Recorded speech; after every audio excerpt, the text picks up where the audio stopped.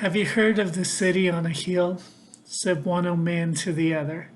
It once shined bright and it would be shining still, but they all started turning on each other. You see, the poets thought the dancers were shallow, and the soldiers thought the poets were weak. The elders saw the young ones as foolish, and the rich men never heard the poor man speak. And one by one they went away with their made up minds to leave it all behind, and the light began to fade on the city on a hill. Is it just me, or do those lyrics sound really familiar? This was technically a song written by Casting Crowns that was meant to warn people of what's happening today. You see, today, not only in America, but all over the world, there seems to be a spirit of division. Example, all I have to say is Russia and Ukraine or Israel and Palestine, and half of you jump to one side and the other half go to the other. Oh, here's an even better one. Donald Trump versus Joe Biden. See, a lot of you just leaned over your keyboard getting ready to argue with me, didn't you? Don't worry, I'm not worried. I'm not going into political things right now, but that actually proves my point. You see, we as people, we have to prove we're right, even if it means arguing over something that one vote or one person isn't going to change. Sad part is this spirit of division is even affecting the church with denominations. Now, don't get me wrong. I understand there are certain times where denominations, I can see how they can be necessary. But here's what I don't understand. It's when the churches start demanding that people only deal with them. Like they won't go to meetings with other churches and things. They'll try to keep people away from other churches. Oh, they don't preach the gospel. They don't preach the Bible. We have to stay with us. You don't want to go with those people. I still love, and here's another one I love. The mega churches don't have this. They don't preach this or that. And this is the thing about mega churches. Why are you judging other people who are preaching, trying to lead people to Christ? It doesn't matter how big the church is or how small the church is.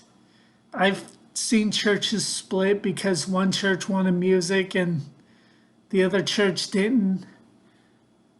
I'm not joking. I have even heard of this happening once, and someone even close to me said that this happened to them as well.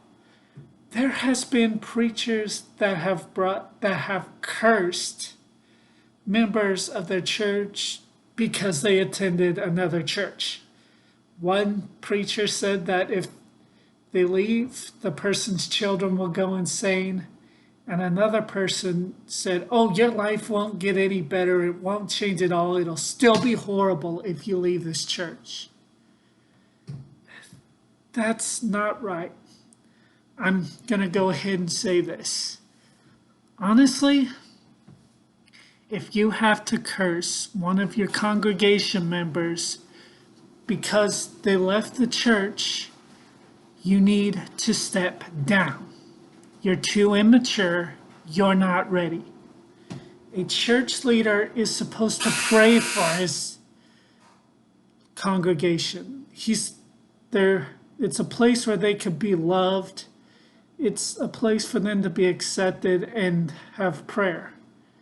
It's not a place to be run like a Colombian cartel, where people can't even leave without the fear of punishment and curses. However, okay, I got that off my chest. On to the next point, though.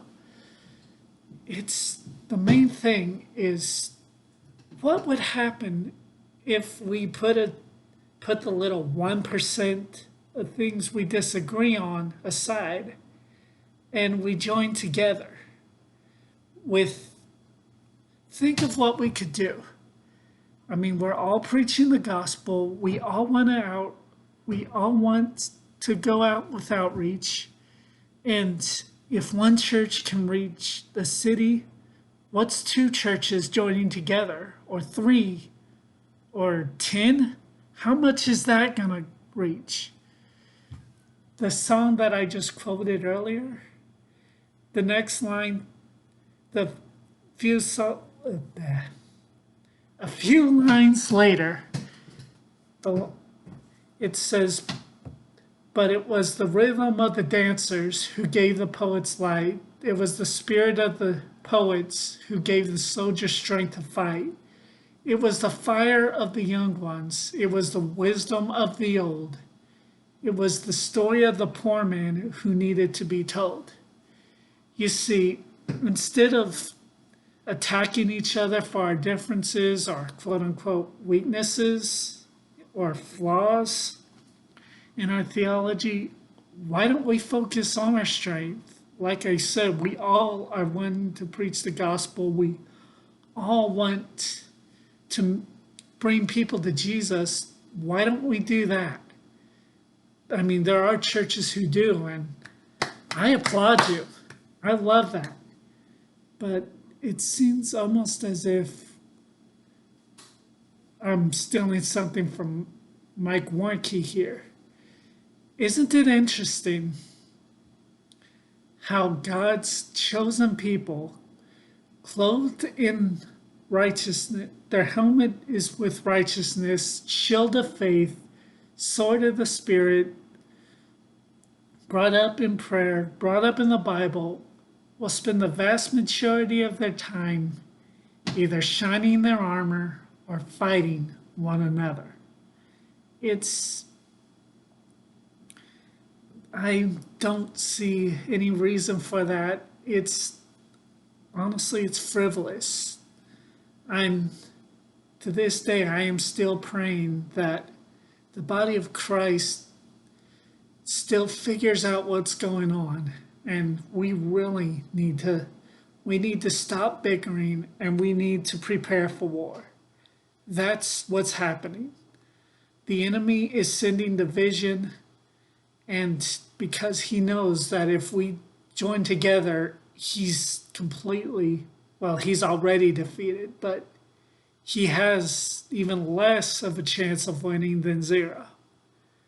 I hope that I make sense now, and I hope you get what I'm saying, but this is just what's been on my mind recently. I know it's not as long, but that's all I can really think of right now.